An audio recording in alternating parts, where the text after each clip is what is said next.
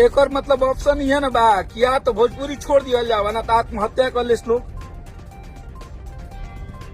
और आज हमारे खेसारी भैया को जितने चाहने वाले लोग हैं, अब आप लोगों को भी अपने चीजों को और अपने सुपरस्टार की प्रतिष्ठा के लिए आप लोगों को आगे आना होगा।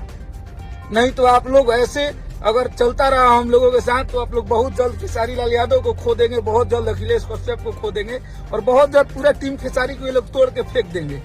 अगर इन लोगों का राजनीति ऐसा चलता रहा तो आप लोगों से एकदम निवेदन बा, आप सबसे प्रार्थना बा कि अब आप सबके भी खड़ा होके के पड़ी और जवाब देवे के पड़ी।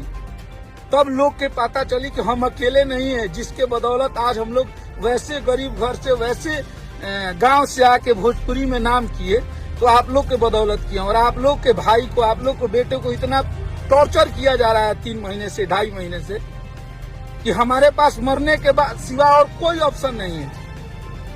हमारे पास रास्ता ही नहीं है कोई कि हम कुछ कर सके। हर जगह से घेरा जा रहा है, हर जगह से किया जा रहा है। एक पहले इतना गाना ना आवत रहा जितना घेर के हमनी के मेहनती लोग हो गए बाए। इसमें पूरा मिली भगत है। और आप लोग, अब आप लोगों को ये सब चीजें चाहिए कि आप लोग अब अपने सुपरस्टार के लिए, अपने खेसारी के लिए आगे आइए और ऐसे लोगों को अब जवाब देना ही होगा।